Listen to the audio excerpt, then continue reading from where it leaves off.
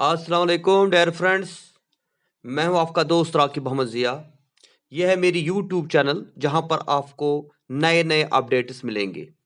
इस वक्त हमने ये जो वीडियो बना रहे हैं ये सब इंस्पेक्टर जो पुलिस डिपार्टमेंट में कुछ पोस्ट्स निकले हैं उसके लिए जो बच्चे प्रिपरेशन कर लिए उनके लिए कुछ गाइडलाइंस हैं। तो डियर फ्रेंड्स इस वीडियो में हम बात करेंगे कुछ बुक्स के बारे में और सिलेबस के बारे में, क्योंकि जो इसका सिलेबस है और जो बुक्स है उसमें काफ़ी बच्चों के दरमियान इस वक्त कन्फ्यूजन है। और बहुत सारी कमेंट्स मैंने रिसीव की कि सर हमारा सिलेबस कितना बड़ा है, इसमें कैसे-कैसे क्वेश्चंस आएँगे, इसमें कौन-कौन सी चीज़ हमें कंसल्ट करनी है। क्योंकि जो डेट शीट आई है, फ़ेब या मार्च में इसका एग्ज़ाम होने वाला है, तो बहुत कम टाइम है इसकी प्रिपरेशन के लिए। तो आई थिंक कि जो इसका सिलेबस बनाया गया है, उसके लिए कम से कम 6 मंथ्स का टाइम चाहिए और पूरी प्रिपरेशन आपको करनी चाहिए, ताकि क्योंकि ये जो सिलेबस है, ये पीएससी लेवल का है। जो पब्लिक सर्विस कमीशन आईएएस का पैटर्न होता है या केएएस का एग्जाम होता है, उसका जो सिलेबस होता है वो लगभग इसके साथ मिलता-जुलता है। यहाँ पे मैं दिखाऊँगा आपको फ्रेंड्स कि जो हमारा सिलेबस इसका आया है, इसमें 150 मार्क्स है और 120 क्वेश्चंस आएँगे और ये एमसीक्यू टाइप का होगा। और पहला जो इसमें आपको क्वेश्चन पूछा जाएगा, पहला यूनिट जो है that is current events of national and international importance. Second unit जो है that is history of India and international movement. Third is Indian and world geography, physical, social, economic.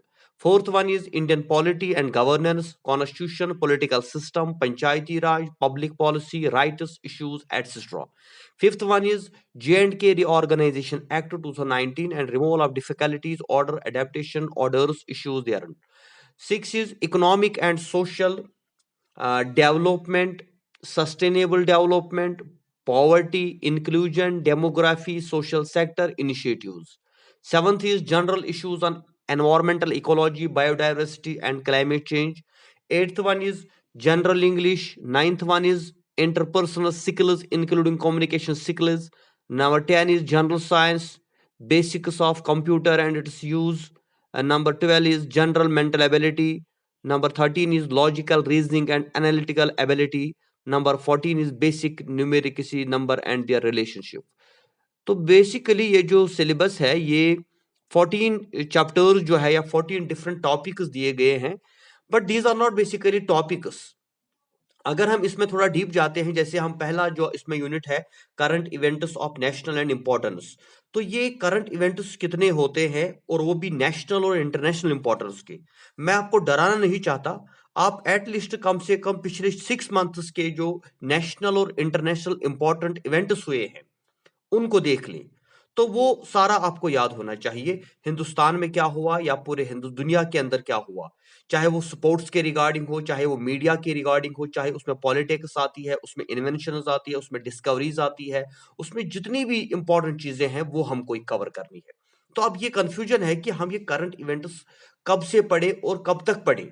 ये आपको बेसिकली कंटिन्यू पढ़ना है, क्योंकि exam आपका चाहे Feb में हो या मार्च में हो, लेकिन पिछले 6 मंथ्स के जितने भी करंट इवेंट्स हैं नेशनल और इंटरनेशनल इंपॉर्टेंस के, वो आपको याद होने चाहिए। तो उसके लिए मैं चाहता हूं डियर फ्रेंड्स कि आप एक ऐसी किताब यहाँ पे मैं आपको रिकमेंड करूंगा, that is competition success review. ये मंथली एक मैगजीन आता है, तो पिछले 6 मंथ्स के जितने भी मैगजीन्स हैं वो आप सारे कलेक्ट कर लें और उसमें जितने भी इंपॉर्टेंट जो है क्वेश्चंस है, इंपॉर्टेंट इवेंट्स की जो बातें उनको नोट कर जाए। और इससे बेस्ट कोई आपको बुक मिलने वाली नहीं है।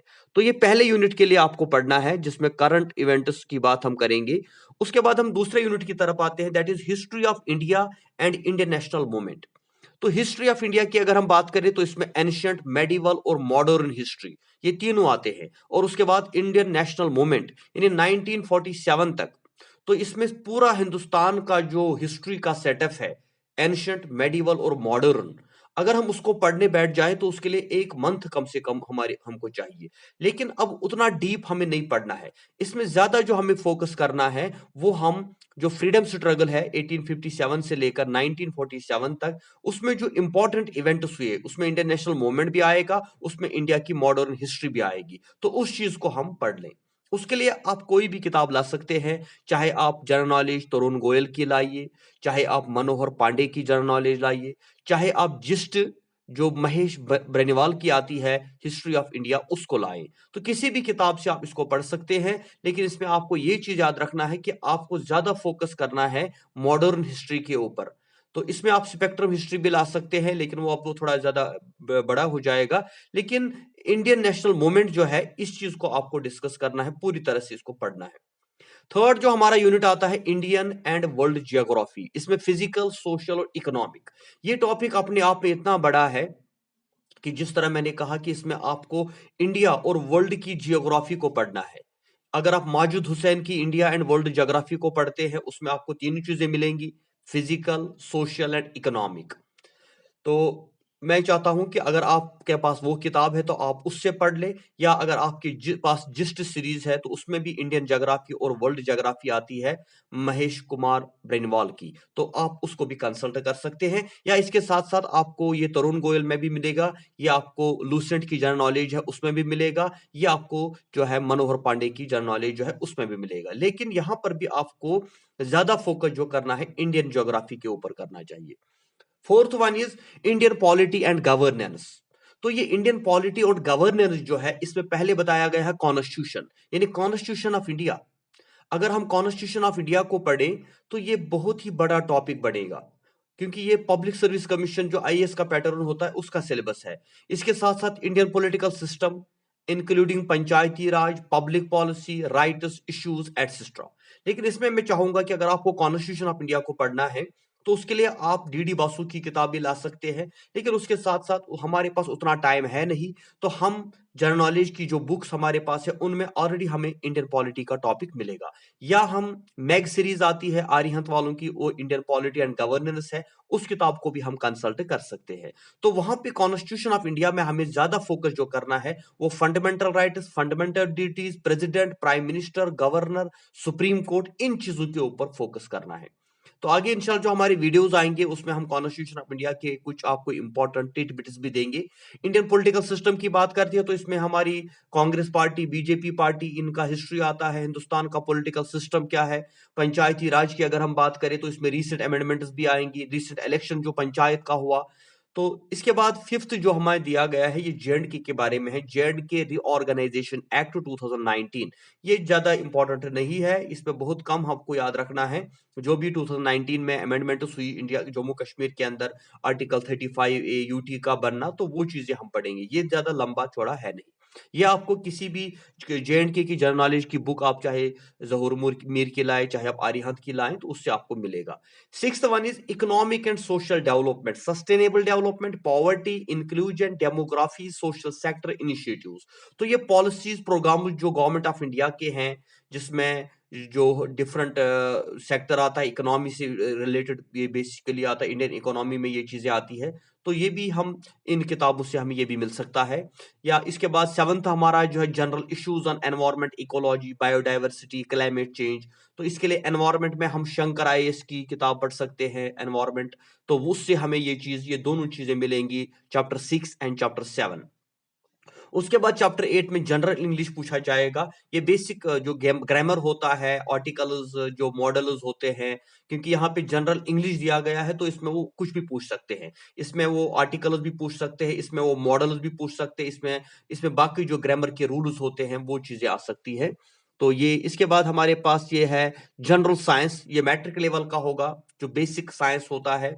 आमतौर से हम देखते हैं जो आर्ट्स के स्टूडेंट्स होते हैं उनको इसमें प्रॉब्लम हो जाती है, क्योंकि उनके पास साइंस के बारे में कुछ पता नहीं होता। लेकिन इसके लिए आप कोई भी साइंस की छोटी सी किताब लें, चाहे आप लूसेंट की जनरल साइंस लाएं, या कोई भी जर्नल नॉलेज जहां से आपको बेसिक इंफॉर्मेशन मिलेगी। उसके बाद कंप्यूटर के regarding basics of computer and it is various facets of computer, hardware, software, internet. तो ये कंप्यूटर के लिए भी एक किताब आती है, आर्यहंत की कंप्यूटर भी आती है, लूसेंट की कंप्यूटर भी आती है, दिशा वालों की भी एक कंप्यूटर के ऊपर बुक आती है, उसमें ये बेसिक चीजें आपको मिल जाएंगी।